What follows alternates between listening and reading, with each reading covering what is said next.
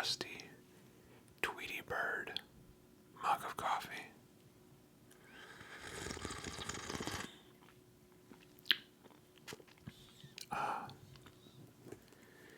And The Hobbit by J.R.R. Tolkien. We're gonna try something a little bit different today. I need to take these off so I can actually read. We are going to read through this book chapter by chapter. We'll see how far we get. Kinda just trying something new. So where else to start but the beginning? It's okay. Oliver has decided to join us. Alright, he wants a cameo, I think.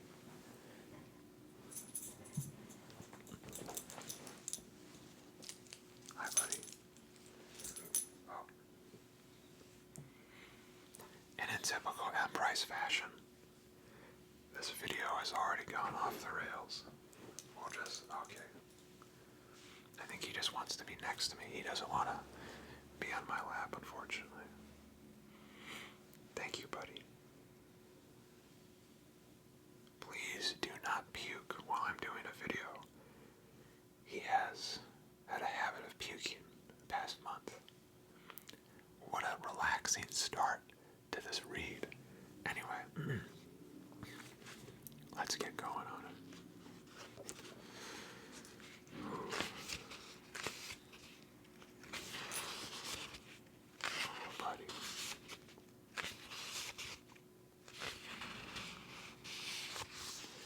The Hobbit, Chapter 1, An Unexpected Party. In a hole in the ground there lived a hobbit, not a nasty, dirty, wet hole filled with the ends of worms and an oozy smell, nor yet a dry, bare, sandy hole with nothing in it to sit down on or to eat. It was a hobbit hole, and that means comfort. It had a perfectly round door like a porthole, painted green with a shiny yellow brass knob in the exact middle. The door opened onto a tube-shaped hall, like a tunnel, a very comfortable tunnel without smoke, with paneled walls and floors, tiled and carpeted, provided with polished chairs and lots of pegs for hats and coats. The Hobbit was fond of visitors. The tunnel wound on and on, going fairly but not quite straight into the side of the hill, as all the people from miles around called it. And many little round doors opened out of it, first on one side and then on another. No going upstairs for the Hobbit. Bedrooms, bathrooms, cellars, pantries, lots of these, wardrobes. He had whole rooms devoted to clothes, kitchens, dining rooms, all were on the same floor, and indeed on the same passage. The best rooms were all on the left-hand side going in, for these were the only ones to have windows, deep-set round windows looking over his garden and meadows beyond, sloping down to the river.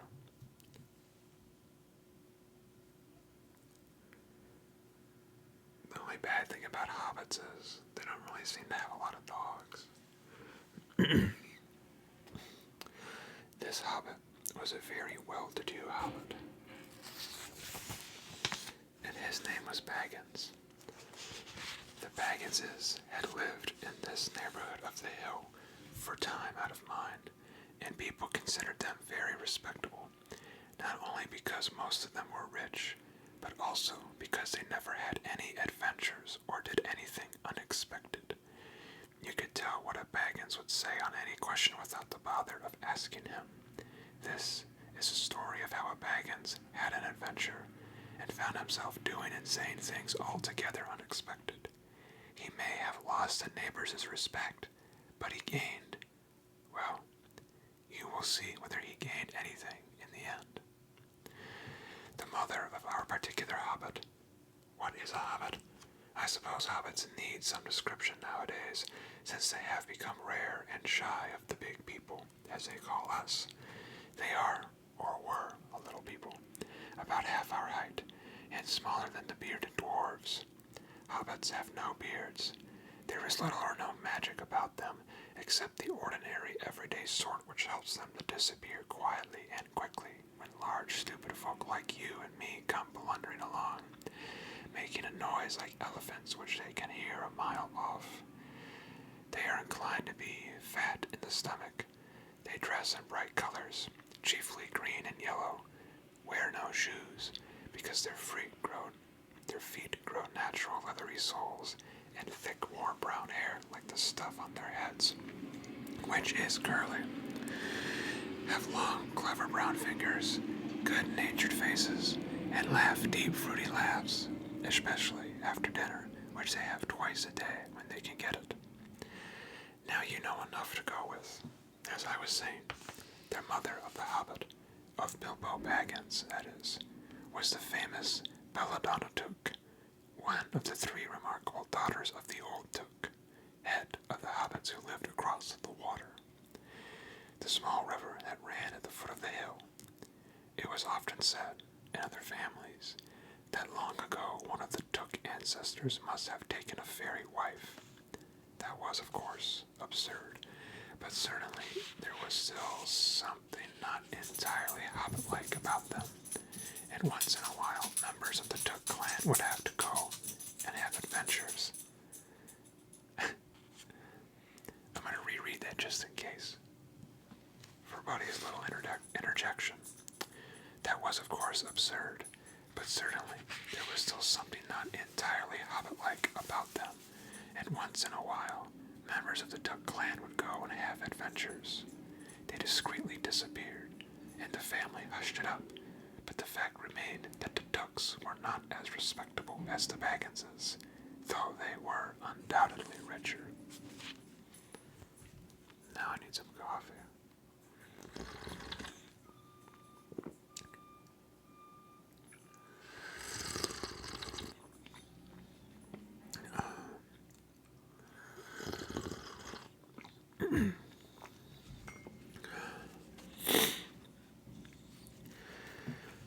Not that Belladonna Took ever had any adventures after she became Mrs. Bungo Baggins. Bungo, that was Bilbo's father, built the most luxurious hobbit hole for her, and partly with her money, that was to be found either under the hill or over the hill or across the water, and there they remained to the end of their days. Still, it is probable that Bilbo, her only son, although he looked and behaved exactly like a second edition of his solid and comfortable father, got something a bit queer in his makeup from the Took side, something that only waited for a chance to come out. The chance never arrived until Bilbo Baggins was grown up, being about 50 years old or so, and living in the beautiful hobbit hole built by his father, which I have just described for you, until he had, in fact, apparently settled down immovably. By some curious chance one morning long ago, in the quiet of the world, when there was less noise and more green. By the way, I've read these books before, of course, and I have little dog ears of pages that I like, with little underlines of sections and passages I especially like. And I really do enjoy the sentences where he says, by some curious chance one morning long ago, in the quiet of the world, when there was less noise and more green. And the hobbits were still numerous and prosperous, and Bilbo Baggins was standing at his door after breakfast smoking an enormous long wooden pipe that reached nearly down to his woolly toes, neatly brushed. Gandalf came by. Gandalf, if you had heard only a quarter of what I have heard about him, and I have only heard very little of all there is to hear, you would be prepared for any sort of remarkable tale. Tales and adventures sprouted up all over the place whenever he went, in the most extraordinary fashion. He had not been down that way under the hill for ages and ages, not since his friend the old Took died. In fact, and the hobbits had almost forgotten.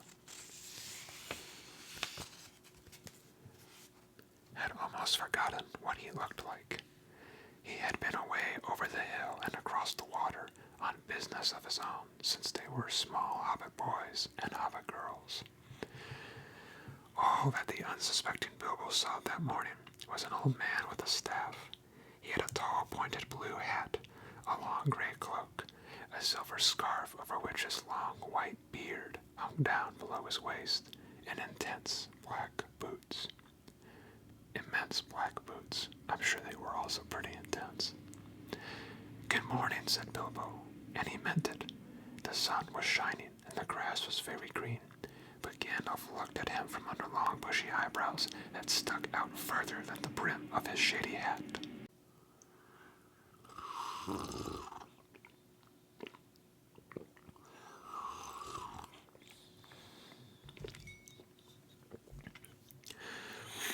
I'm gonna attempt to do voices here. Bilbo will just be pretty standard, and Gandalf will just be lower and gruffier.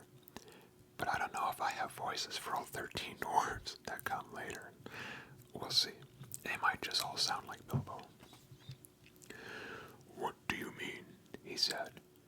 "Do you wish me a good morning, or mean that it is a good morning, whether I want it or not, or that you feel good this morning, or that it is a morning to be good on?" "All of them at once," said Bilbo, "and a very fine morning for a pipe of tobacco out of doors into the bargain. If you have a pipe about you, sit down and have a fill of mine. There's no hurry. We have all the day before us." Then Bilbo sat down on a seat by his door, crossed his legs, and blew out a beautiful gray ring of smoke that sailed up into the air without breaking and floated away over the hill. "Very pretty," said Gandalf, "but I have no time to blow smoke rings this morning. I am looking for someone to share in an adventure that I am arranging, and it's very difficult to find anyone." "I should think so in these parts. We are plain, quiet folk, and have no use for adventures. Nasty, disturbing, uncomfortable things make you late for dinner. I can't think what anybody sees in them," said our Mr. Baggins, and stuck one thumb behind his braces and blew out another, even bigger smoke ring. Then he took out his morning letters and began to read, pretending to take no more notice of the old man. He had decided that he was not quite his sort, and wanted him to go away, but the old man did not move. He stood leaning on his stick and gazing at the Hobbit without saying anything, till Bilbo got quite uncomfortable, and even a little cross. "Good morning," he said at last. "We don't want any adventures here, thank you. You might drive over the hill or across the water." By this, he meant that the conversation was at an end. "What a lot of things you do use good morning for," said Gandalf. "Now you mean that you want to get rid of me, and that it won't be good till I move off." Not at all, my dear sir. Let me see. I don't think I know your name." Yes, my dear sir, and I do know your name, Mr. Bilbo Baggins, and you do know my name, though you don't remember that I belong to it. I am Gandalf, and Gandalf means me. To think that I should have lived to be good morning by Belladonna Duke's son, as if I was selling buttons at the door. Gandalf, good gracious me, not the wandering wizard that gave old Took a pair of magical diamond studs that fastened themselves and never came undone till ordered. Not the fellow who used to tell such wonderful tales at parties about dragons and goblins and giants, and the rescue of princesses and the unexpected luck of a widow's son. Not the man that used to make such particularly excellent fireworks. I remember those. Old Took used to have them out on Midsummer's Eve. Splendid. They used to go up like great lilies and snapdragons and laburnums of fire and hang in the twilight all evening. You will notice already that Mr. Baggins was not quite so prosy as he liked to believe, also that he was very fond of flowers. Dear me, he went on, not that Gandalf who is responsible for so many quiet lads and lasses. Going off into the blue for mad adventures, anything from climbing trees to visiting elves, or sailing in ships, sailing to other shores. Bless me, Life used to be quiet, you used to be upset things badly in these parts once upon a time. I beg your pardon, but I had no idea you were still in business.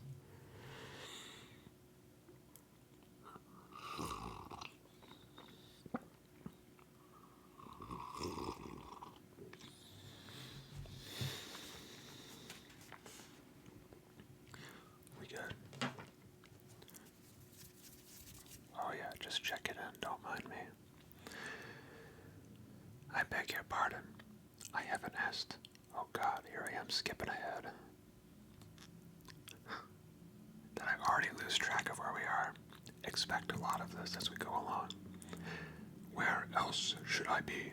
Said the wizard. All the same, I am pleased to find you remember something about me. You seem to remember my fireworks kindly, at any rate, and that is not without hope.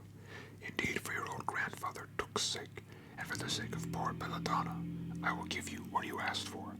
I beg your pardon, I haven't asked for anything. Yes, you have. Twice now. My pardon, I give it to you. And in fact, I will go so far as to send you on this adventure. Very amusing for me, very good for you, and profitable too, very likely, if you ever get over it. Sorry, I don't want any adventures, thank you. Not today. Good morning. But please come to tea, anytime you like. Why not tomorrow? Come tomorrow. Goodbye.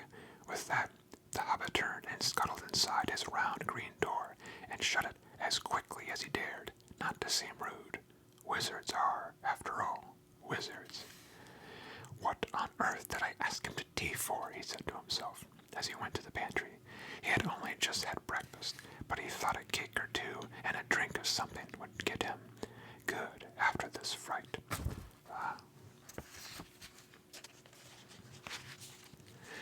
Gandalf, in the meantime, was still standing outside the door and laughing long but quietly. After a while, he stepped up and with the spike on his staff, scratched a queer sign on the Hobbit's beautiful green front door. Then he strode away, just about the time when Bilbo was finishing his second cake and beginning to think that he had escaped adventures very well. The next day he had almost forgotten about Gandalf. He did not remember things very well unless he put them down on his engagement tablet. Like this: Gandalf, tea, Wednesday. Yesterday he had been too flustered to do anything of the kind. Just before tea time, there came a tremendous ring on the front door bell, and then he remembered. He rushed and put on the kettle, and put on another cup and saucer, and an extra cake or two, and ran to the door. I am so sorry to keep you waiting, he was going to say, when he saw that it was not Gandalf at all. It was a dwarf, with the blue beard tucked into a golden belt, very bright blue eyes, very bright eyes, under his dark green hood. As soon as the door was opened, he pushed inside, just as if he had been expected. He hung his hooded cloak on the nearest peg. And Dwalin, at your service, he said, with a low bow. Bilbo Baggins at yours, said the Hobbit, too surprised to ask any questions for the moment. When the silence that followed had become uncomfortable, he added, I am just about to take tea. Pray come and have some with me. A little stiff, perhaps, but he meant it kindly. And what would you do if an uninvited dwarf came and hung his things up in your hall without a word of explanation? They had not been at the table long. In fact, they had hardly reached the third cake, when there came another, even louder ring at the bell. Excuse me, said the Hobbit, and off he went to the door. You have got here at last. That was what he was going to say to Gandalf this time, but it was not Gandalf. Instead, there was a very old-looking dwarf on the step with a white beard and a scarlet hood. He, too, hopped inside as soon as the door was open, just as if he had been invited. I see they have begun to arrive already, he said, when he caught sight of Dwalin's green hood hanging up. He hung his red one next to it, and Balin's at your service, he said, with his hand on his breast. Thank you, said Bilbo with a gasp. It was not the correct thing to say, but they have begun to arrive had flustered him badly. He liked visitors, but he liked to know them before they arrived, and he preferred to ask them himself. He had a horrible thought that the cakes might run short, and then he, as a host, knew his duty and stuck to it however painful he might have to go without. "Come along in and have some tea," he managed to say, after taking a deep breath. "A little beer would suit me better, if it is all the same to you, my good sir," said Bon, with his white beard. "But I don't mind some cake. Seed cake, if you have any." "Lots," Bilbo found himself answering, to his own surprise, and he found himself scuttling off to the cellar to fill up a pint beer mug, and then to a pantry to fetch 2 beautiful round seed cakes, which he had baked that afternoon for his after-supper morsel. When he got back, we'll wait to get back.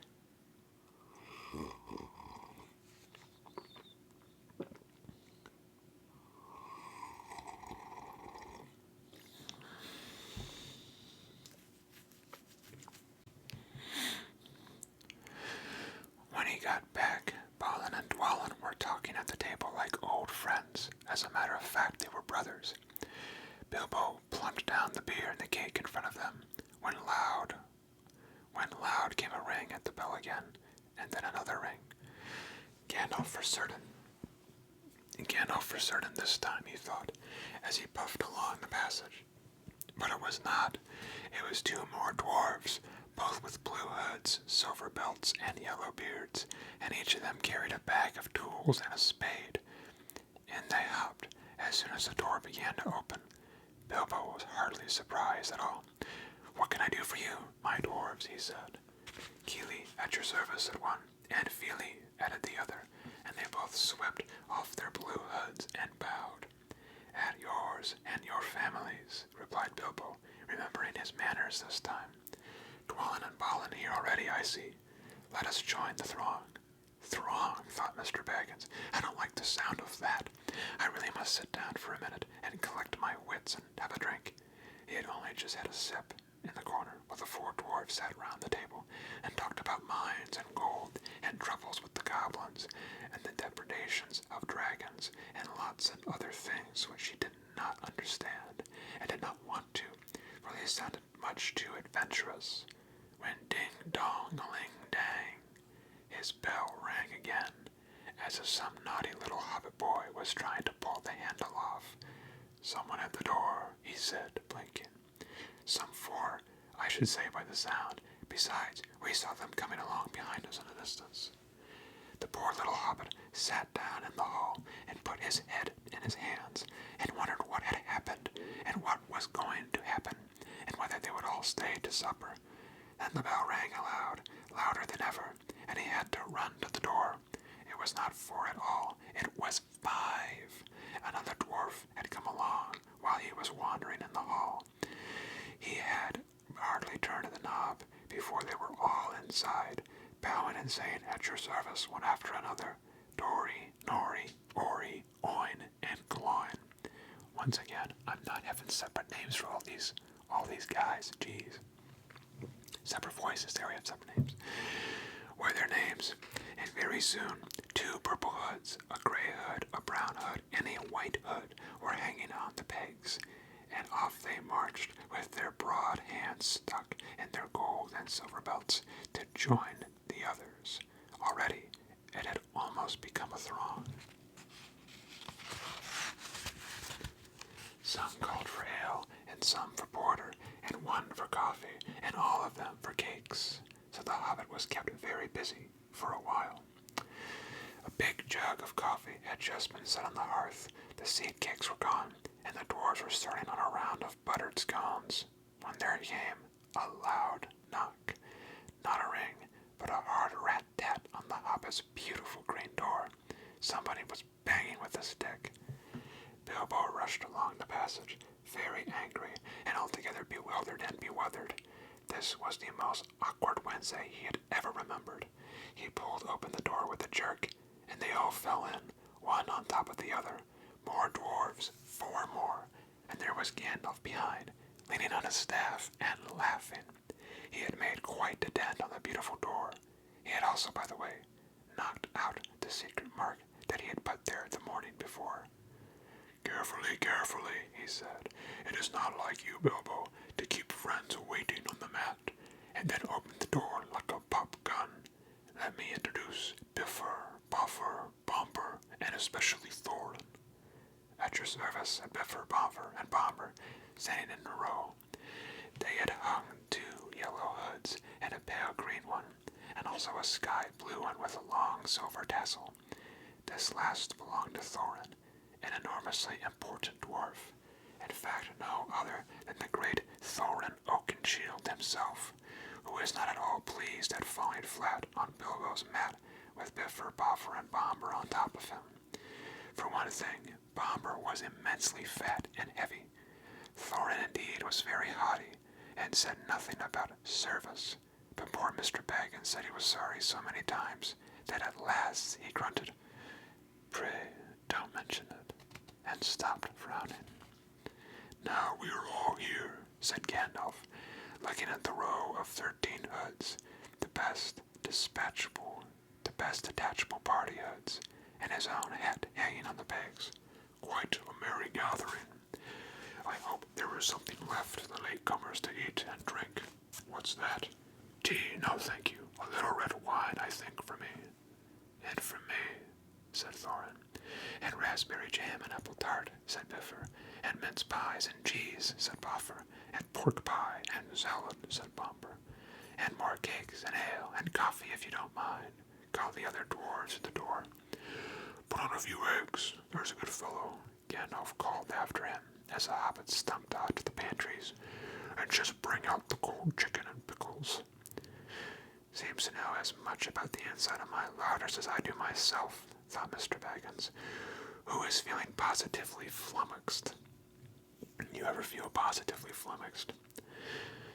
And was beginning to wonder whether a most wretched adventure had not come right into his house by the time he had all the bottles and dishes and knives and forks and glasses and plates and spoons and things piled up on big trays.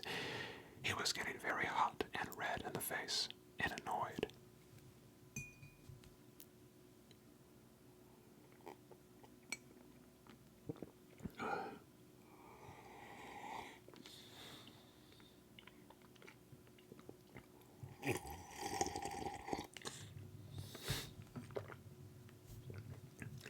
Sorry, the first drink I had there, I didn't slurp my coffee, and then I realized I'm making an ASMR video, so I have to slurp my coffee. Confused and be bother these dwarves, he said aloud. Why don't they come and lend a hand? Lo and behold, there stood Balin and Dwalin at the door of the kitchen, and Feely and Gilly behind them, and before they could say knife, they had whisked the trays and a couple of small tables into the parlor, and set out everything afresh. Gandalf sat at the head of the party with the 13 dwarves all around, and Bilbo sat on a stool at the fireside, nibbling at a biscuit. His appetite was quite taken away, and trying to look as if this was all perfectly ordinary and not in the least an adventure. The dwarves ate, and talked, and time got on. At last, they pushed their chairs back, and Bilbo made a move to collect the plates and glasses. I suppose you will all stay to supper, he said, in his politest, unpressing tones. Of course, said Thorin, and after, we shan't get through the business till late, and we must have some music first. Now, to clear up.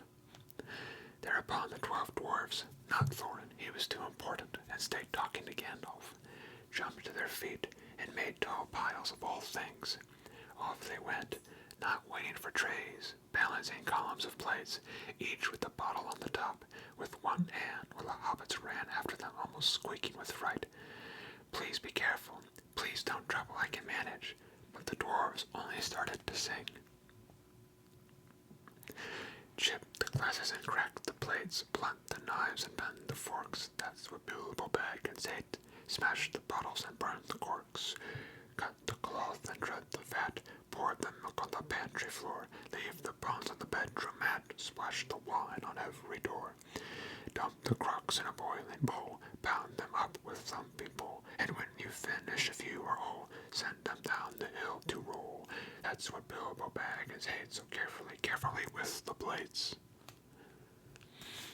And of course, they did none of those dreadful things, and everything was clean and put away safe as quick as lightning, when the Hobbit was turning around and around in the middle of the kitchen, trying to see what they were doing. Then they went back, and found Thorin with his feet on the fender smoking a pipe. He was blowing the most enormous smoke rings, and whenever he told one to go, it went up the chimney, or behind the clock on the mantelpiece, or under the table, or round and round the ceiling. But whenever it went, it was not quick enough to escape Gandalf. Pop! He sent a smaller smoke ring from his short clay pipe straight through each one of Thorin's. Then Gandalf's smoke ring would go green, and come back to hover over the wizard's head. He had a cloud of them about him already, and in the dim light it made him look strange and sorcerous. Bilbo stood still and watched. He loved smoke rings, and then he blushed to think how proud he had been yesterday morning of the smoke rings he had sent up the wind over the hill. "Now for some music," said Thorin. "Bring out the instruments." Keely and Fili rushed for their bags and brought back little fiddles. Dori, Nori, and Ori brought out flutes from somewhere inside their coats. Bomber produced a drum from the hall. Biffer and Boffer went out too, and he came back with clarinets that they had left among the walking sticks. Gandalf and Balin said, "Excuse me, I left mine on the porch. Just bring mine in with you," said Thorin, and they came back with viols as big as themselves, and with Thorin's harp wrapped in a green cloth. It was a beautiful golden harp, and when Thorin struck it... Sorry, I'm shocked because viols are like the old style of violins and violas, and I think I got them confused with harps in this situation. Anywho, it was a beautiful golden harp, and when Thorin struck it, the music began all at once, so sudden and sweet that Bilbo forgot everything else, and was swept away into dark lands under strange moons, for over the water, and very far from his hobbit hole under the hill.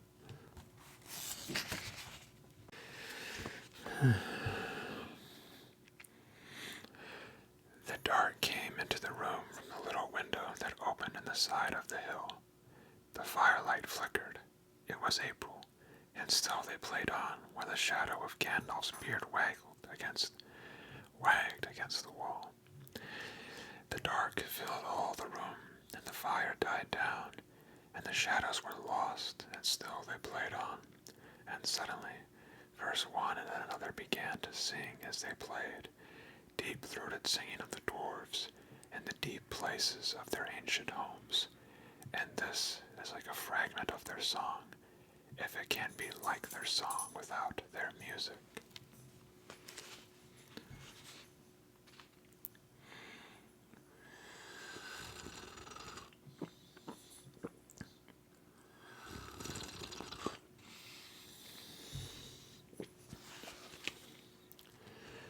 Far over misty mountains cold, to dungeons deep and caverns old, we must away ere break of day, to seek the pale enchanted gold. The dwarves of yore made mighty spells, while hammers fell like ringing bells, in places deep, where dark things sleep, in hollow halls beneath the fells. For ancient king and elvish lord, their many gleaming golden hoard, they shaped and wrought, and light they got, to hide in gems on hilt of sword, on silver necklaces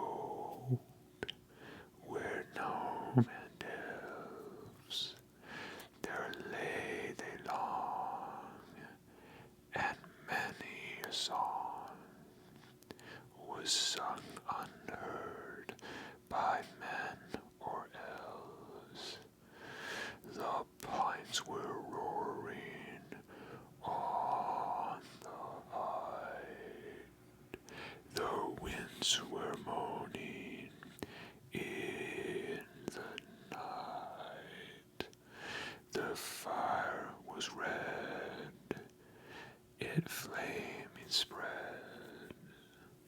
the trees like torches blazed with light. The bells were ringing in the dale, and men looked up with faces pale. Then dragons' ire, more fierce than fire, laid low their towers and houses frail. The mountain smoked beneath the moon. The dwarves, they heard the tramp of doom. They fled their hall to die and fall beneath his feet, beneath the moon. Far over the misty mountains grim, to dungeons deep and caverns dim, we must away ere break of day, to win our harps and gold from him.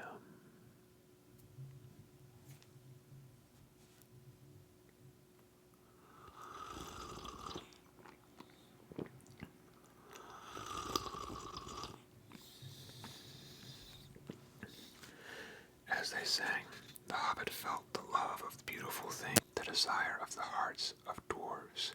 Then something tookish woke up inside him, and he wished to go and see the great mountains, and hear the pine trees and the waterfalls, and explore the caves, and wear a sword instead of a walking stick. He looked out of a window. The stars were out in the dark sky above the trees. He thought of the jewels of the dwarfs shining in dark caverns. Suddenly in the wood beyond the water a flame leapt up, probably somebody lighting a wood fire, and he thought of plundering dragons settling on his quiet hill and kindling it all to flames. He shuddered, and very quickly he was a plain Mr. Baggins of Bag End, under hill again. He got up trembling.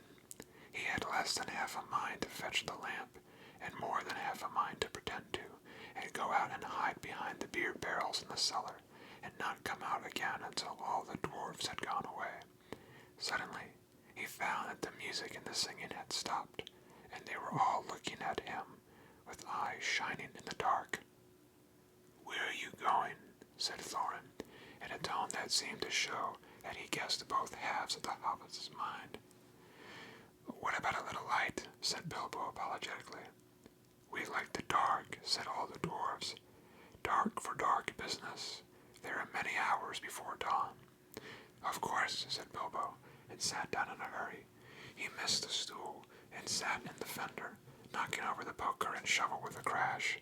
"Hush," said Gandalf. "Let Thorin speak." And this is how Thorin began.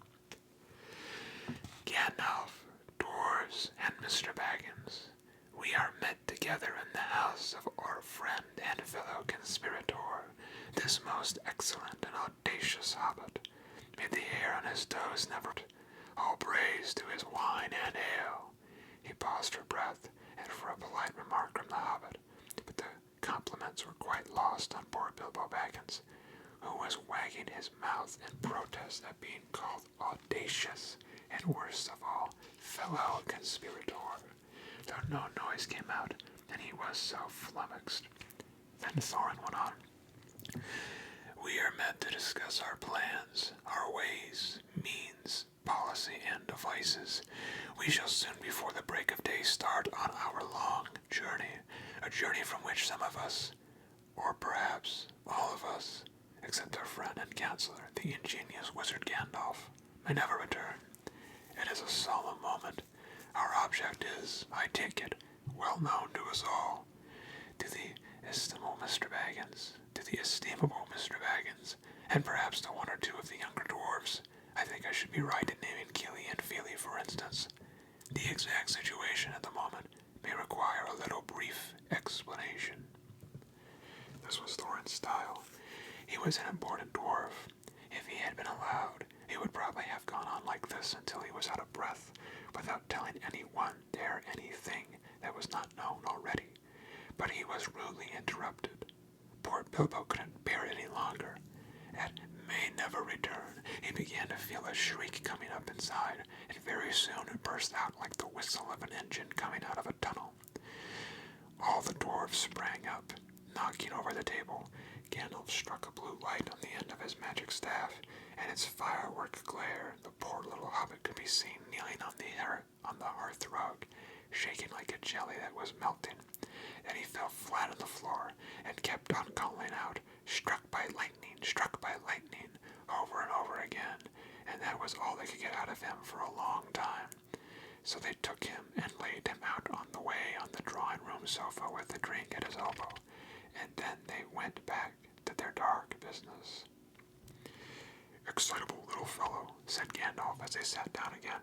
Gets funny queer fits, but he is one of the best, as fierce as a dragon in a pinch. If you have ever seen a dragon in a pinch, you will realize that this is the only poetical exaggeration applied to any hobbit, even to old Tuck's great-grand-uncle Bullroarer, who is so huge for a hobbit that he could ride a horse. He charged the ranks of the goblins of Mount Graham in the Battle of the Green Fields, and knocked their king, Golfimble's head clean off with a wooden club. It sailed 100 yards through the air, and went down a rabbit hole, and in this way the battle was won, and the game of golf invented at the same moment. I love just little bits like that all throughout Tolkien's work, and that's how golf was invented.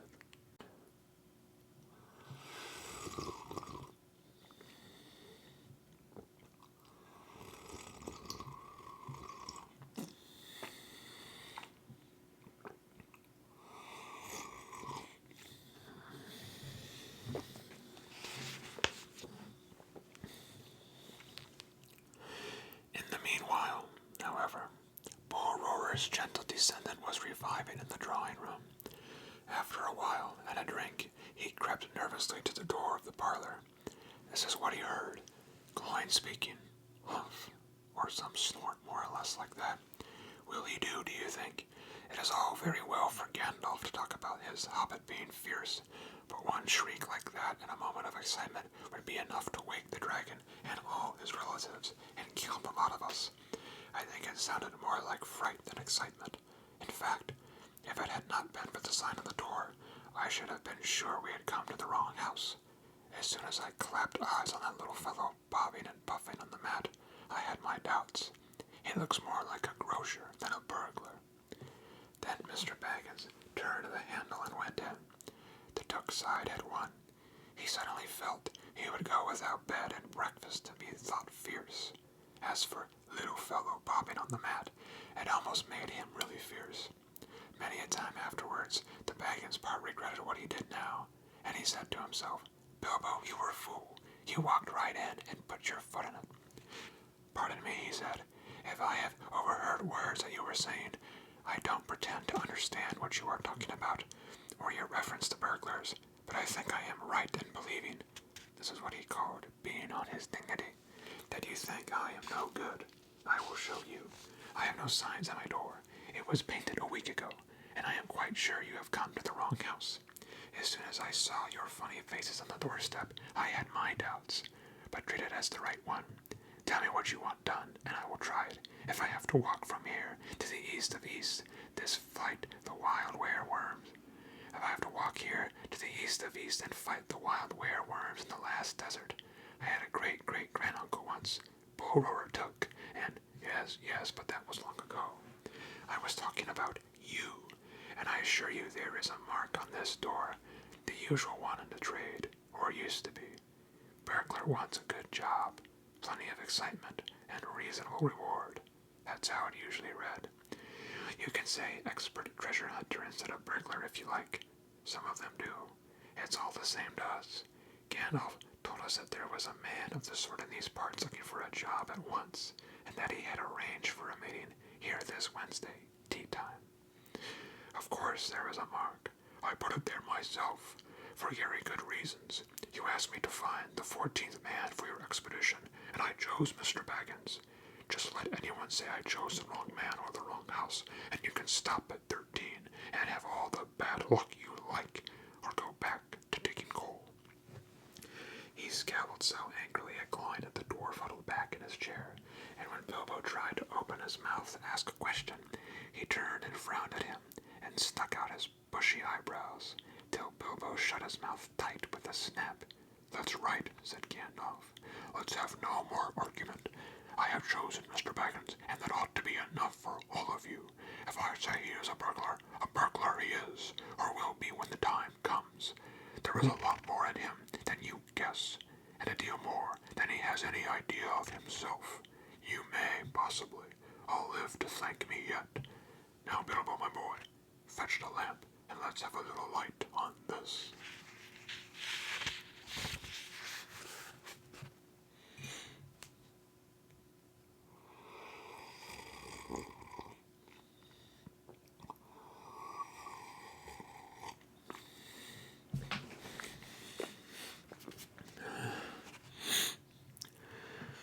On the table in the light of a big lamp with a red shade, he spread a piece of parchment rather like a map. This was made by Thror, your grandfather, Thorin. Oh God, who's reading that? Gandalf is. This was made by Thror, your grandfather Thorin, he said in answer to the dwarves' excited questions. It is a plan of the mountain. I don't think this will help us much, said Thorin disappointedly after a glance. I remember the mountain well enough and about the lands about it, and I know where Mirkwood is, and the withered heath where the great dragons bred. There was a dragon marked in red on the mountain, said Balin, but it will be easy enough to find him without that, if ever we arrive there. There is one point you haven't noticed, said the wizard, and that is the secret entrance. You see that rune on the west side? West side. Sorry, October just ended yesterday. I'm still a little hot and bothered. And the hand pointing to it from the other runes, that marks a hidden passage to the lower halls. Look at the map at the beginning of this book, and you will see the runes in red. I was just about to suggest we should probably look at the map at the beginning of the book.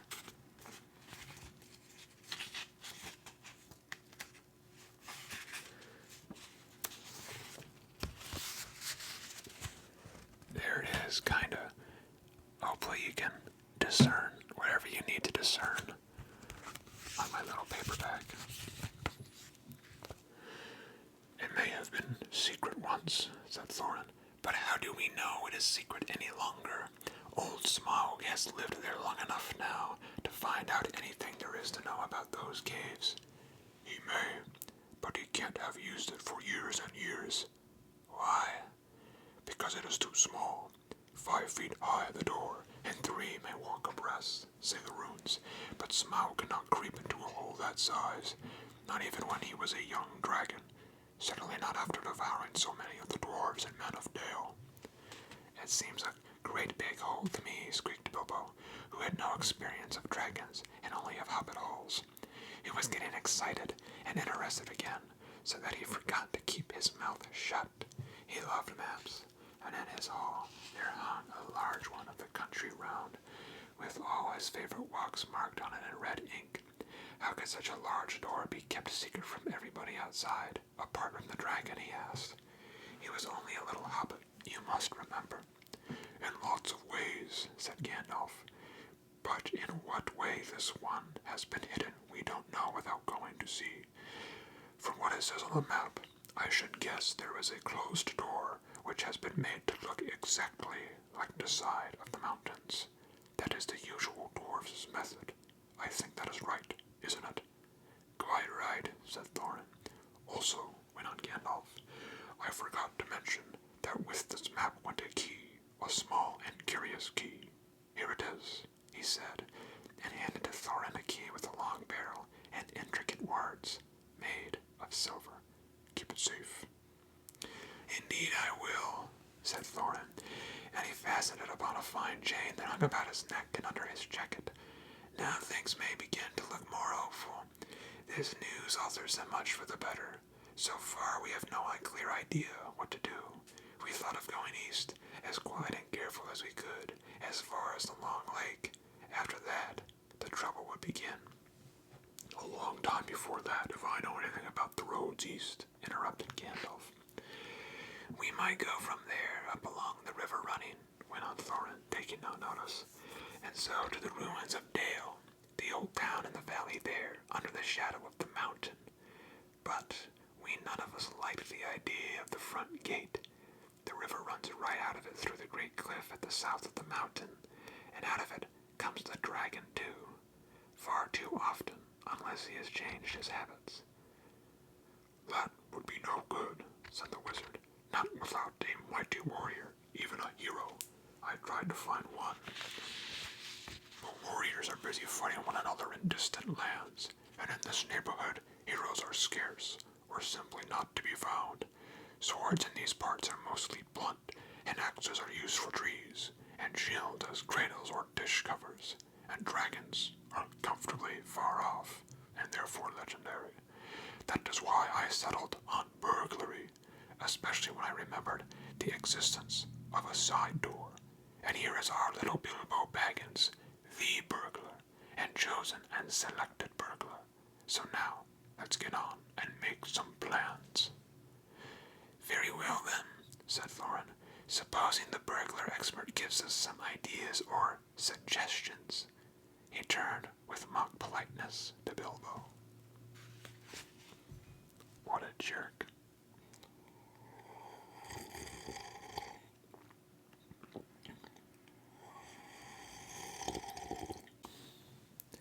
First, I should like to know a bit more about these things, said he, feeling all confused and a bit shaky inside, but so far still tookishly determined to go on with the thing. I mean, about the gold and the dragon and all that, and how it got there, and who it belongs to, and so on and further. Bless me, said Thorin, haven't you got a map? And didn't you hear our song? And haven't we been talking about this all for hours? All the same, I should like it all plain and clear, said he, obstinately, putting on his business manner, usually reserved for people who tried to borrow money off him, and doing his best to appear wise and prudent and professional, and live up to Gandalf's recommendation. Also, I should like to know about risks, out-of-pocket expenses, time required, and remuneration, and so forth, by which he meant, what am I going to get out of it, and am I going to come back alive? Oh, very well, said Thorin.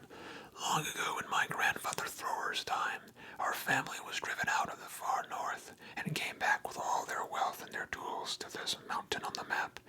It had been discovered by my far ancestor, Thrain the Old, but now they mined and they tunneled, and they made huger halls and greater workshops, and in addition, I believe they found a good deal of gold and a great many jewels too. Anyway, they grew immensely rich and famous, and my grandfather was king under the mountain again, and treated with great reverence by the mortal men who lived to the south, and were gradually spreading up the running river as far as a valley overshadowed by the mountain. They built the merry town of Dale there in those days. Kings used to send for our smiths, and reward even the least skillful, mostly rich. Fathers would beg us to take their sons as apprentices and pay us handsomely, especially in food supplies, which we never bothered to grow or find for ourselves. Altogether, those were good days for us, and the poorest of us had money to spend and to lend, and leisure to make beautiful things just for the fun of it, not to speak of the most marvelous and magical toys, the like of which is not to be found in the world nowadays. So my grandfather's halls became full of armor and jewels and carvings and cups, and the toy market of Dale was the wonder of the north. Undoubtedly, that was what brought the dragon. Dragons steal gold and jewels, you know, from men and elves and dwarves, whether they can find them, and they guard their plunder as they live, which is practically forever unless they are killed, and never enjoy a brass ring of it. Indeed, they hardly know a good bit of work from the bad, though they usually have a good notion of the current market value, and they can't make a thing for themselves, not even mend a little loose scale of their armor. Their were lots of dragons in the north in those days, and gold was probably getting scarce up there, with the dwarves flying south or getting killed, and all the general waste and destruction the dragons make going from bad to worse. There was a mostly, specially greedy, strong, and wicked worm called Smaug. One day, he flew up into the air and came south. The first we heard of his noise was like a hurricane coming from the north, and the pine trees on the mountain creaking and cracking in the wind. Some of the dwarves who happened to be outside, I was one luckily, a fine adventurous lad in those days, always wandering about, and it saved my life that day. Well, from a good way off we saw the dragon settle on our mountain in a spout of flame. Then he came down the slopes, and when he reached the woods they all went up in fire. By that time, all the bells were ringing in Dale and the warriors were arming. The dwarves rushed out in a great gate, but there was the dragon waiting for them. None escaped that way. The river rushed up in steam and a fog fell on Dale, and in the fog the dragon came on them and destroyed most of the warriors. The usual unhappy story. It was only too common in those days.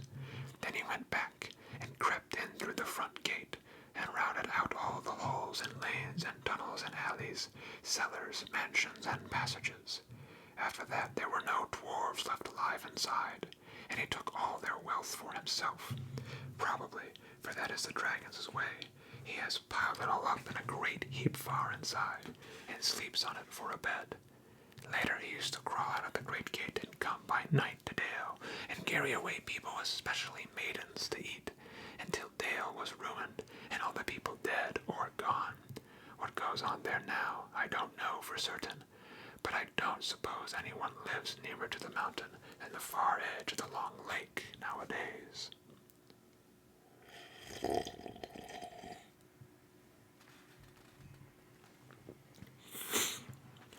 The few of us that were well outside sat and wept in hiding, and cursed Smaug, and there we were, unexpectedly joined by my father and my grandfather with singed beards. They looked very grim, but they said very little. When I asked how they had gone away, they told me to hold my tongue, and said that one day in the proper time I should know.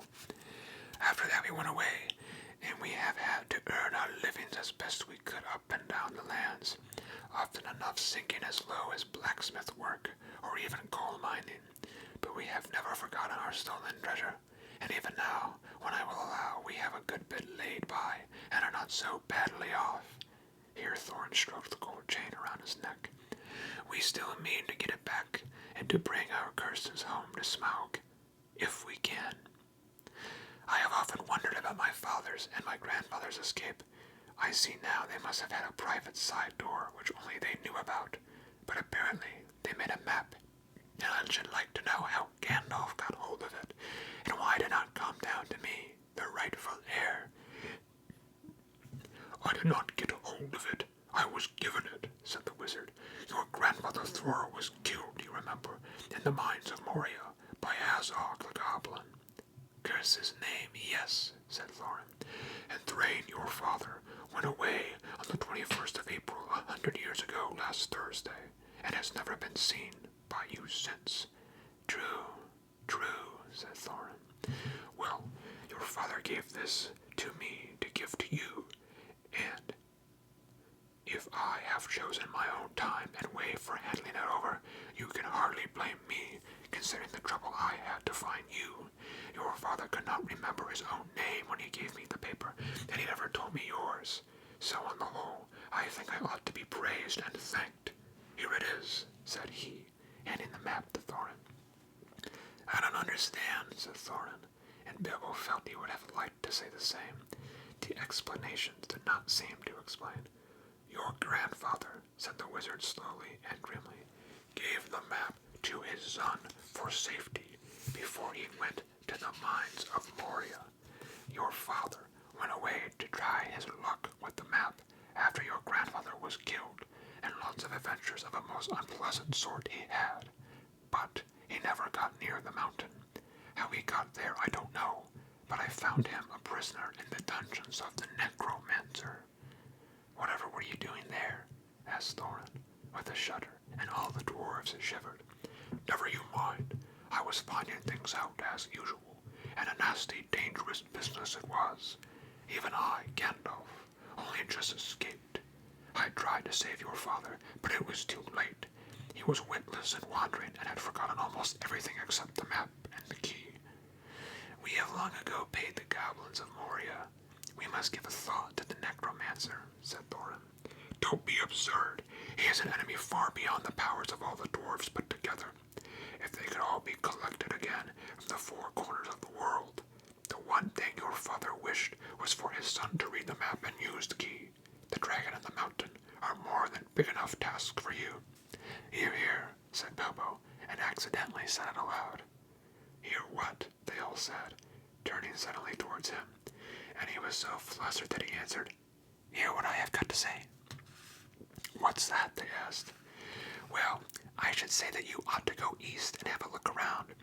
Look after all, there is the side door, and dragons must sleep sometimes, I suppose. If you sit on the doorstep long enough, I dare say you will think of something. And well, don't you know, I think we have knocked long enough for one night, if you see what I mean. What about bed, and an early start, and all that? I will give you a good breakfast before you go.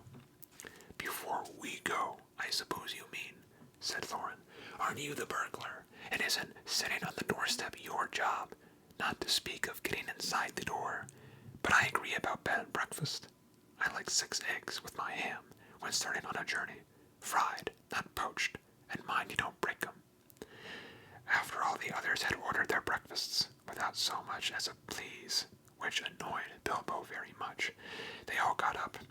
The Hobbit had to find room for them all, and filled all his spare rooms and made beds on chairs and sofas before he got them all stowed, and went on to his own little bed, very tired and not altogether happy. One thing he did make his mind up about was not to bother to get up very early and cook everybody else's wretched breakfast. The tookishness was wearing off, and he was not now quite so sure that he was going on any journey in the morning. As he lay in bed, he could hear Thorin still humming to himself in the best bedroom next to him. Far over misty mountains cold, to dungeons deep and caverns old, we must away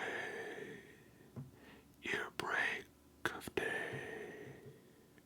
to find our long forgotten gold. Bilbo went to sleep with that in his ears, and it gave him very uncomfortable dreams. It was long after the break of day when he woke up. And that is the first chapter, An Unexpected Party. The next chapter, Chapter 2, will be roast mutton. We will get to that next time. I hope that you guys, everyone out there watching, likes this series so that I can, continue to make more. Yeah, it's pretty fun, I think. I've read The Hobbit and Lord of the Rings a bajillion times, and I think it'd just be kind of fun to go through it all again with you guys. And, I am M. Bryce can read after all. Maybe I should read now and again. But if this does become something that we want to do here, I'll probably do one chapter a week. And what with all 4 books will be done in a year. There you go. And we can do all the extra books. Anyway, this has been The Hobbit by J.R.R. Tolkien, Chapter 1, An Unexpected Party. And as you know, I am M. Bryce, and I would like to play you out. Hopefully by now you're asleep, but if you're not, hi. Thinking about my outro right now, how I usually do it. I forget a lot of things. I'm kind of flummoxed myself from all of Bilbo's adventures. Anyway, as you know, I am M. Bryce, and Dog City never sleeps. sleep.